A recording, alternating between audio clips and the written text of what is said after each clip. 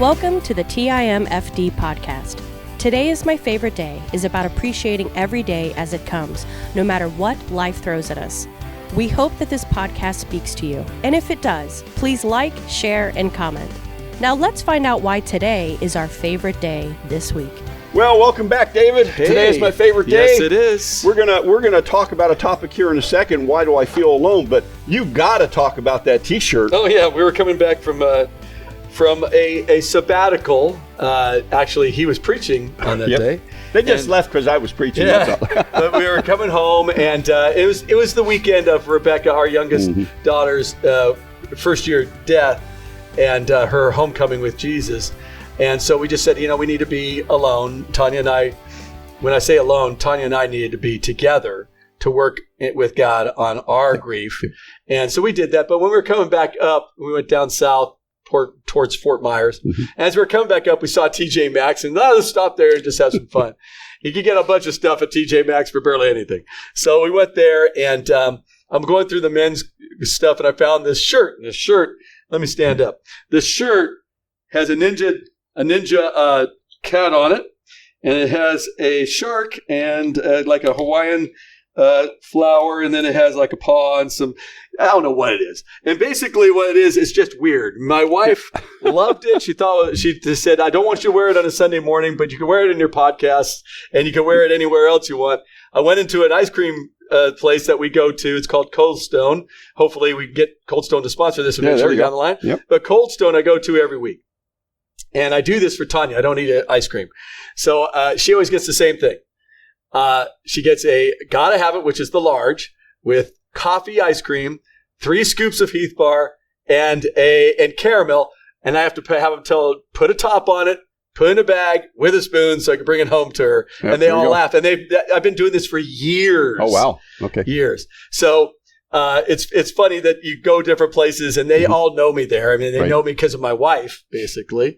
And I did give the book Today's My Favorite Day to a number of people there, which actually one gentleman, his name is Mark, his mother experienced the death of a son. Oh. And his brother.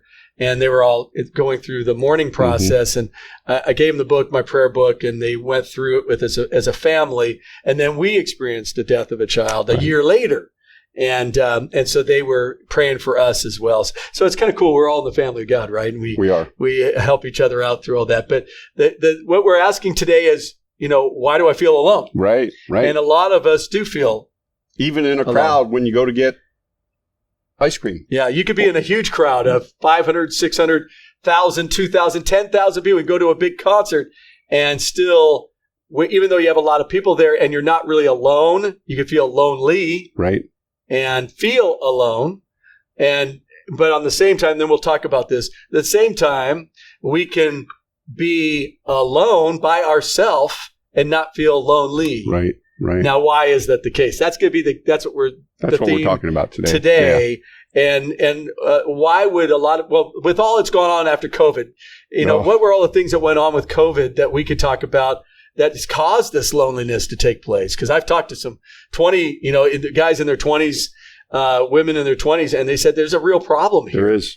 Well, the isolation, for one. Yeah. And we were forced, or we forced ourselves to separate. Yeah. And even families. They're talking now, there's a whole generation of children that don't know how to interact. They missed a whole year, almost 2, of that interaction, and so now they're in a shell. There is that loneliness and aloneness, and don't know how to reach out. Right. The other side, the other generations was like my mom, who we got to see her all the time, and suddenly COVID hit, and we could only wave to her. Right. And I'm from another side of the country, so my family's trying to get connected with her. I'm on the phone with her all the time. I was constantly talking with her, but still, there was that loneliness. She just said, "I can't have this human connection." And even though she knew God was with her, she loved Jesus, and there was great times with the Lord. There's a reason why God created community. Yes, absolutely. We need each other. We need each other, and that is one thing. If I notice, even in my business, with so much went to online. Yeah. Everything went on Zoom online. conferences, Everything. prayer meet, everything is online. And so you don't have that. Yeah, the connection. And you can be in a meeting and not actually be a part. You know what I mean? You're sitting there, You're sitting there in your own space and yeah, you may be on camera, but people can, put on a lot of fronts when it comes to that kind of thing. And so the loneliness that creeps in, we always have to remember God is always with us. And just thinking of a little bit of scripture, just a few things, Deuteronomy 31:6, when Moses was told by God, hey, I'm going to be with you, right? And he said, now go tell Joshua and Caleb, because they're going to go in the promised land, you're not, and tell them that I will never leave you nor forsake you. Gigantic. Joshua, then in the book of Joshua, at the beginning of it, Joshua 1:6-9, he talks literally about, I will be with you when you go in and take those battles. You will not be alone. And then one of the interesting Psalms is Psalm 13. Psalm 13, David is going, where are you? Yes. Why are you letting my enemies do this to me? It's a short psalm. You need to read it if you haven't read it before. Psalm 13.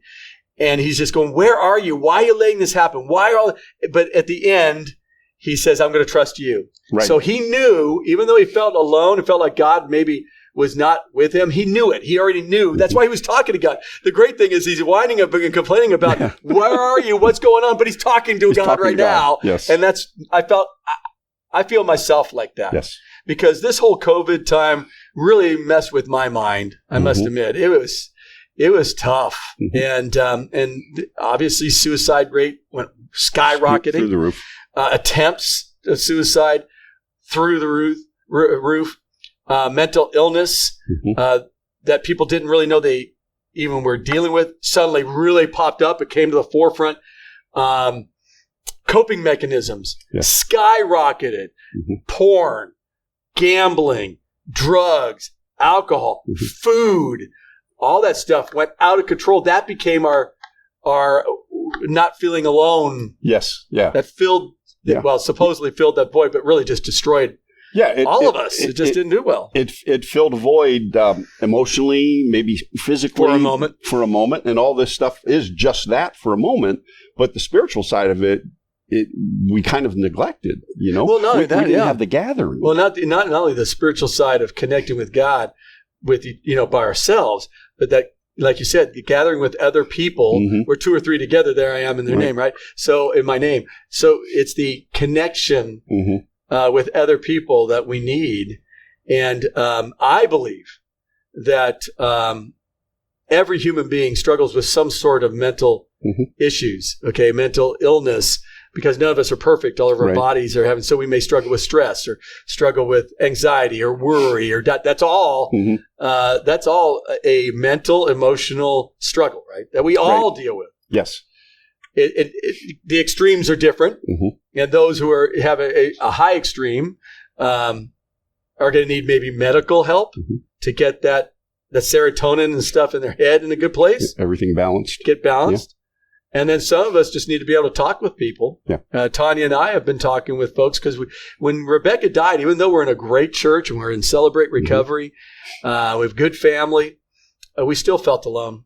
We felt alone, and we knew we weren't alone. And we were able to talk with people, but that's a small sorority, a small fraternity. Yes. That no one wants to be in.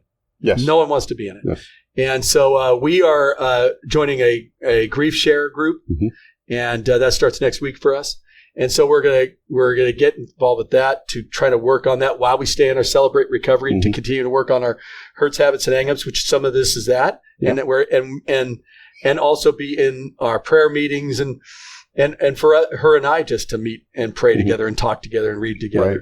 So do you think that one of the things that may create this feeling that we're alone is that when we have had a tragedy or we've had something not pleasant happen, whether a loss of a job, a loss of a loved one, abuse when you were younger, abuse when you were younger, do you think that we just get in our minds too much and forget that God is in control? Well, of course we do. I mean, I know I do. I try to be my little G God. I try to control the situation so I can fake it till I make it kind of a deal. Well, no, you can't. I mean, even in AA, we kind of joke about that, that we fake it till we make it. But honestly, if that's where you're going, you're white knuckling it and it's not going to work. And that's in porn, drugs, alcohol, food, and gambling, any of that kind of stuff. You fake it till you make it. It's not going to work. That's a beginning point, but then we have to get who are we giving this to and who we're going to rely on. And so for me, I know that when I started feeling alone, when I was a teenager, especially, I went from being 5'2", about 130 pounds, to 5'10", 130 pounds. And I was just gangly, and I just felt like no one understood, and I did feel alone, even though I was in a great family, loving parents, great siblings, good friends. I felt alone, and I felt that no one really understood. When I went through and came out of high school, and I didn't go to college. I was one of the very few that didn't, because none of them in my family ever went to college. So it wasn't even a thought process that we're going to go. And I felt lost. Didn't know exactly. I was not a believer. Felt lost. I remember when I went through the process and in dating, and that dating relationship, one dating relationship just blew up, and I thought I was going to marry her. Felt alone again, right? Right. But that was different, because that time when that happened, I knew Jesus, I loved Jesus, and I went right to him. And by the way, I got connected. I was already connected with his family at that time. So I was able to have other people to have that community to hold on to.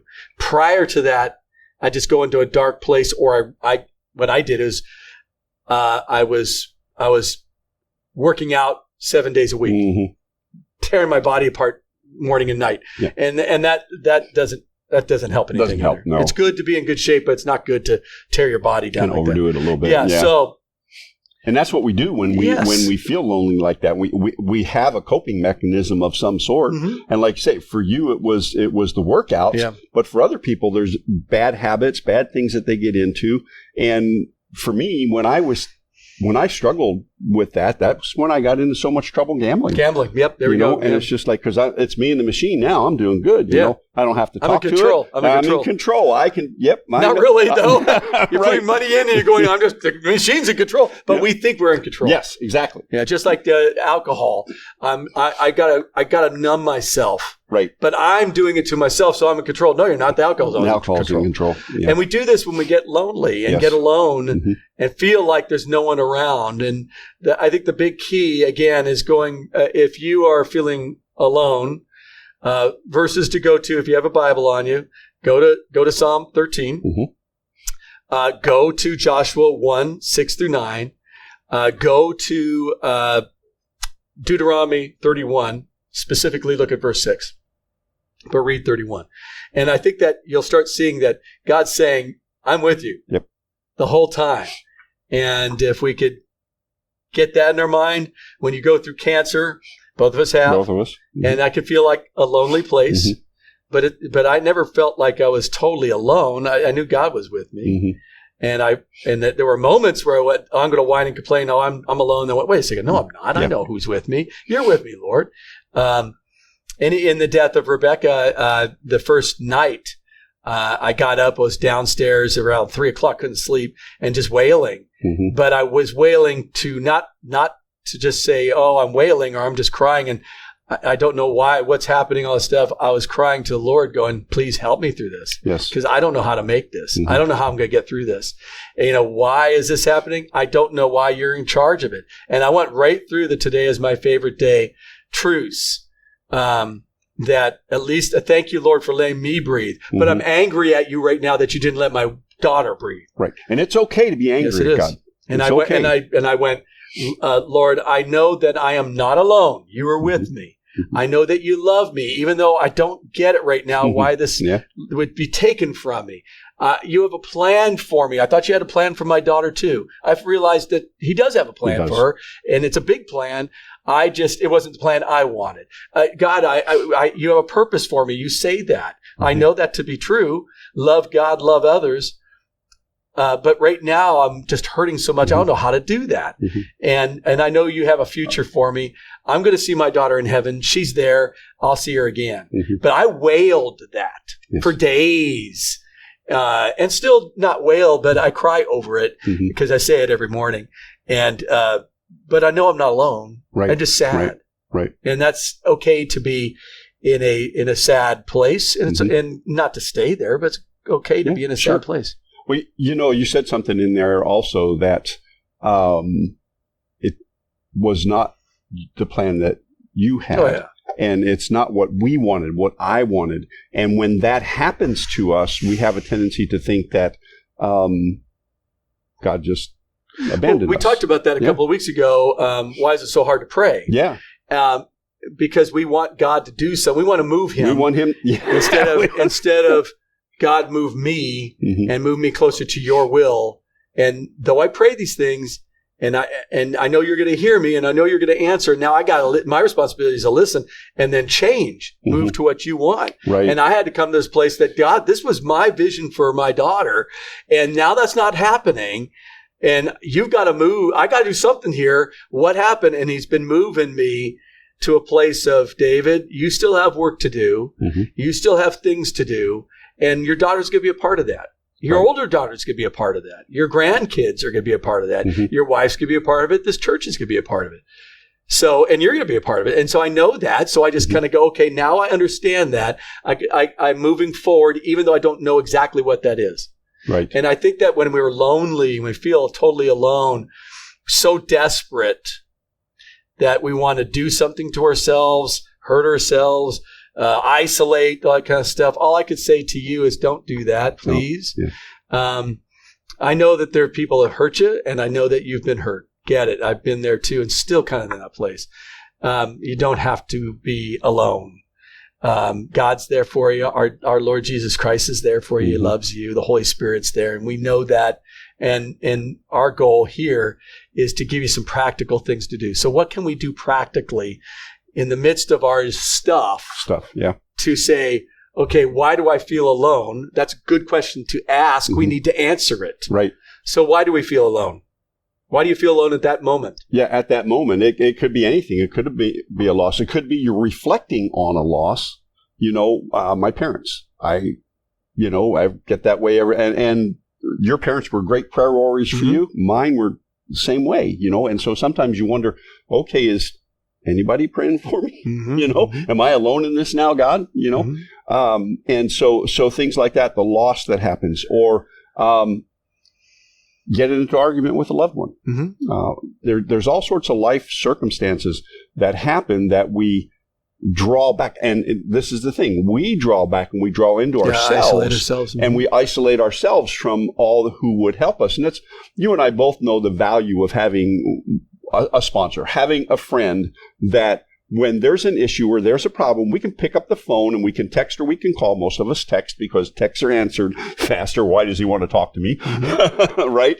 And so, but even if you're not into something like Celebrate Recovery, or you're not really sure where you're at, maybe not in a church at all. Yeah, right. And that's okay. We've been there, done that. Yeah, both of us. Yeah. You have to have that person that you trust that you can reach out to and just talk and get connected. We're not meant to go through this alone. No. God recognized that immediately, that we're not meant to go through this alone. But we may have somebody right now, and that may be you, that's watching this and going, okay, great. I have nobody. There's nobody in my life right now, right? And that may be true at this moment. That may be true. And I can't tell you how that feels. I don't know what it feels like in your situation. I know it feels to feel alone. Yes. And I know it feels to feel lonely, but I don't know your specific situation, how it feels. Neither of us know. Right. So right now, the key is going to be when I feel alone or lonely or by myself, why do I feel this way? It's because what I've done is pushed God over. This is what I do. I'm just telling you how I feel. I push the Lord over, and I try to do this thing on my own. I'm going to feel lonely. Yes. So my suggestion to anyone And he could take it from a guy who's lost a child, who's gone through cancer, who's gone through a lot of loss, and has felt alone and has felt self-confidence down at times. Is that it sounds really funny, but and simple. I say it all the time, which is gaze at God. What does that mean? Look at his character. Look at who he is, and say, I don't know much about you, but I know that it says that you hear me. And I know that you can heal my broken heart. Yes. And I know that you hear my prayers, even though I don't get it. And I'm just going to start talking to you. And then the next thing I would suggest is if you're watching a podcast like this and you're kind of interested in just the spiritual matters of things, look for a good Bible-believing church and a loving church and a church that would not run away from your hurts, but wouldn't, and what you're in right now, but wouldn't leave you there. Right. Last thing you need is be in a church that you're a flaming alcoholic, and the people in the church are going, you came in drunk. Yeah. And they go, oh, that's perfectly fine. We're great for that. No, you want people who are going to go, hey, we can get you help. Do you need help? Do you want help? Right. Not to fix you, because they're not going to be able to do that, but they're there to say, we could pray for you. Do you need help to get to someplace? How do we get to help you? And you have to open yourself up. Yes. That's the key. We have to open ourselves up to the help. We have to open ourselves up to God's healing power, and we have to open ourselves up one to another. And that's courageous living. Yes. That's that idea of 2 Timothy 1:7. I'm trying to remember it here. That God did not give us a spirit of fear, but of power, of love, and a sound mind. And he's given that to you. You can overcome this feeling of loneliness, but it takes a courageous step to go, I'm going to step out of my uncomfortable place, out of my comfort zone, and get into an uncomfortable place and start reaching out to people. And you're going to get hurt by people. It's going to happen. Yep. But we could talk about that. Why do I feel like I get hurt by people? We could even do that at a different time. Like that. Yeah. But right now it's about, why do I feel alone? It's because we push God aside. Yes. That's the biggest. And you need that relationship first, so the other relationships can be healthier. You'll learn what love really is, and then be able to express that love to other people. Yep. That's right. It's hard. It is tough.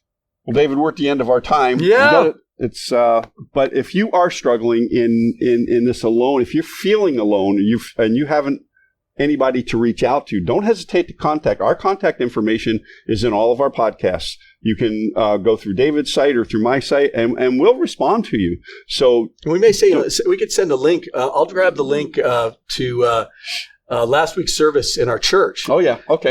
Even if you're in a church at a different place, but you want to watch it. Pastor Mark, one of our pastors here, talked on this subject, and I thought he did a good job. He was being honest with his own life. You may be encouraged by that. He hung around bikers, and there was a lot of stuff that he was involved with that got him to a place to understand that God was with him. He wasn't alone. Yeah, so, I thought I did a lot of stuff. Yeah. So. So we'll put that link out there for him That's too. A good idea. And I'll put that on at least the video link, and we can kind of go from there. All right. So, all right. Today's my favorite day. Go get a shirt Live like this. intentionally, be blessed. Yes. Find yourself a wild shirt. Yeah. This has been Sam and Dave. Take care. Bye. Thank you for listening to TIMFD, Today is My Favorite Day. Views, comments, and opinions are those of the host and guest alone, and Dave and Sam are solely responsible for the content of this podcast. TIMFD is produced and directed by Alex Korn. Music is composed and performed by Chuck Fott. Thank you for listening. Have a great day, live intentionally, and be very blessed.